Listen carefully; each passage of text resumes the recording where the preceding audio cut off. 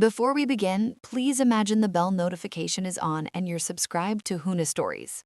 She didn't raise her voice. She didn't shout. She didn't even look angry. She just smiled politely and said, "I didn't invite you." Everyone heard it.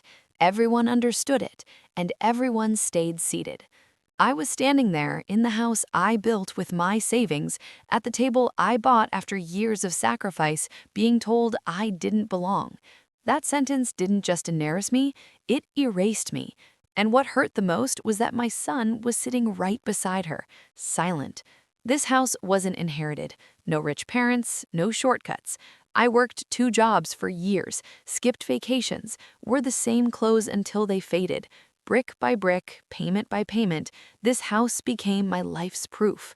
When my son got married, I welcomed my daughter-in-law with open arms.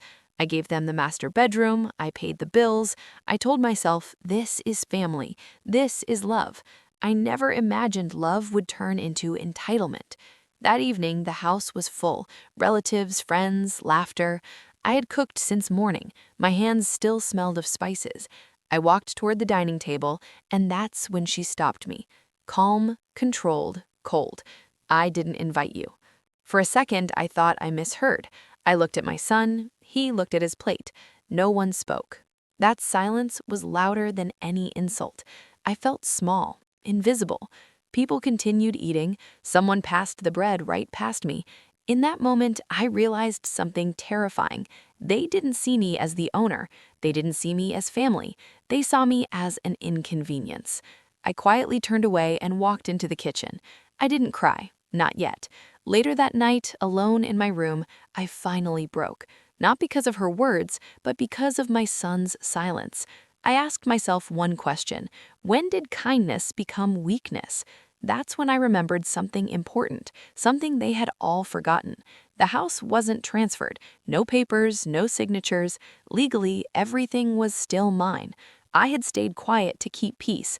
I had stepped back to avoid conflict.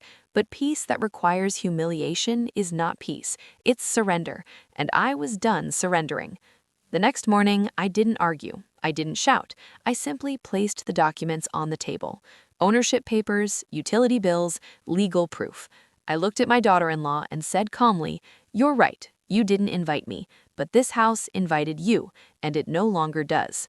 Her smile vanished. My son finally looked up. That day, boundaries were drawn, rooms were reassigned, rules were enforced, respect was restored, not through anger, but through truth. I didn't throw anyone out. I didn't scream. I simply took my place back. Because love should never cost dignity, and family should never erase you. If you've ever been humiliated in silence, this story is for you. Sometimes justice doesn't roar. It calmly reminds people who built the table they're sitting at. If this story touched you, share it with someone who needs strength. And remember, kindness is beautiful, but self-respect is essential.